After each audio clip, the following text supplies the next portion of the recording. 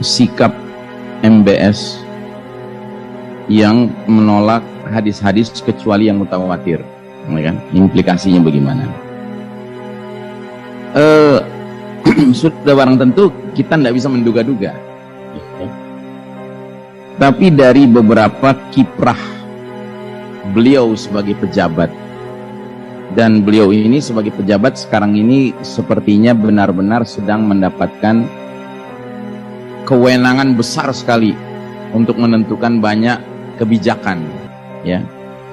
Konon kabarnya belum pernah ada kejadian raja di KSA ini, Kingdom of Saudi Arabia, mengalami blow up tentang prince atau putra mahkota, ya, sebagaimana MBS ini belum pernah. Saya tidak tahu kebenarannya, tapi berita yang saya dengar di kantor-kantor resmi di KSA sekarang ini, itu gambar tuh dua, Pak. Ya. Kalau di sini udah lama dua, ya. Pres dan wapres kan gitu, ya kan? Nah, sekarang ini baru pertama kali ini dalam sejarah KSA itu bukan hanya wajahnya raja yang dipasang, tapi juga putra mahkotanya, dalam hal ini MBS. Selama ini selalu raja saja yang dipasangkan. Gitu. Jadi kalau bicara implikasi, ya kita nggak bisa memastikan apa implikasinya. Tapi dari apa-apa yang kebijakan yang sudah dia ambil belakangan ini, termasuk misalnya membolehkan konser musik, membolehkan muda-mudinya joget-joget, ya kan, mengikuti hingar-bingar musik sambil mendatangkan penyanyi dari barat, ya kan, rapper dari barat, ya kan, termasuk membuka pantai di mana kaum wanitanya, wanita Arab Saudi itu boleh pakai bikini, ya kan. Ini kan sudah mencerminkan, ya, cara berpikir yang liberal, yang tidak terikat lagi dengan nilai-nilai syar'i, begitu. Nah, pertanyaan berikutnya tadi seingat saya dikaitkan dengan bagaimana dengan peranan para ulama, begitu. Ya, kira-kira begitu, ya. Ya, justru ini masalahnya. Jadi di KSA hari ini, ulama-ulama yang lurus, yang lempeng, itu sebagian besar adanya di madrasah Nabi Yusuf alaihissalam, di pesantren Nabi Yusuf. Ya, tahu ya pesantren Nabi Yusuf, ya. Kan Nabi Yusuf kan nyantrinya kita tahu di mana kan, waktu kita baca kisah Yusuf alaihissalam. Dan itu hampir selalu begitu. Sehingga makin hari yang tersisa itu ulama-ulama yang memang tidak melakukan nahi mungkar.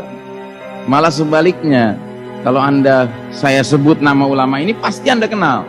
Nah, ulama ini pada bulan Juli 2020 kemarin di depan Ka'bah hari Jumat, khutbah Jumat, ya, dia mengatakan, salah satu cuplikan khutbahnya adalah sudah saatnya dipertimbangkan rekonsiliasi antara negara Arab Saudi dengan Israel, gitu. Dan begitu dia menyampaikan khutbah ini, ulama-ulama yang lurus langsung memberikan reaksi, menentang, ya kan? Dan begitu menentang, hilang mereka. Ya. Nah, inilah realitas yang sedang kita hadapi di negeri Haramain ini. Ya, ini realitas yang kita nggak boleh tutup mata dengan realitas itu. Ini realitas pahit, ya. Al-waqi' al-marir, ya kan, realitas pahit nih yang sedang kita hadapi, ya kan. Tapi sebagian ulama yang peduli akhir zaman, ada juga yang beranggapan bahwa barangkali inilah cara Allah Ta'ala untuk menyegerakan datangnya the certified leader, pemimpin yang dapat sertifikasi dari Nabi, dari Allah Ta'ala, yaitu Al-Mahdi, ya. Al-Mahdi itu akan datang pada saat terjadi ikhtilaf, kekacauan, kan begitu bunyi hadisnya. Yakunu ikhtilafun inda mauti khalifah, akan terjadi kekacauan saat matinya seorang pemimpin. Lalu laki-laki ini akan lari dari Madinah ke Mekah, ya, karena kacau situasi, ya. Nah, wallahu a'lam bishawab. Ya, kita tidak tahu, yang pasti memang salah satu bagian penting dari kita mengamati alamatus sa'ah adalah mengamati perkembangan di Haramain. Itu penting sekali, ya. Bahkan selalu dikatakan setiap raja wafat kita harus pantau. Kalau wafatnya menyebabkan timbulnya political chaos, ya kan, kegoncangan politik, ya kan, itu potensial mungkin jadwal Al-Mahdi muncul sudah dekat. Seperti kemarin wafatnya Raja Abdullah digantikan oleh Raja Salman, itu sampai ada pembahasan khusus di salah satu media mainstream, ya kan. Ini kira-kira bagaimana nih wafat Abdullah, ya kan, penggantinya siapa, ya kan. Ternyata smooth sekali, mulus sekali pergantian dari Abdullah ke Salman, sehingga belum jadwalnya, begitu, ya kan. Tapi nggak tahu kalau Allah takdirkan Raja Salman yang wafat, ya kan.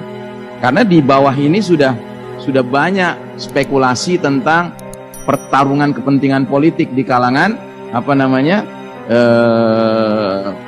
putra mahkota, bahkan mantan putra mahkota, begitu. Dan sebenarnya secara aturan main, kalau masih ada generasi anak-anaknya Ibnu Saud hidup, maka tidak boleh jadi raja generasi yang ketiganya, generasi berikutnya, cucunya tidak boleh.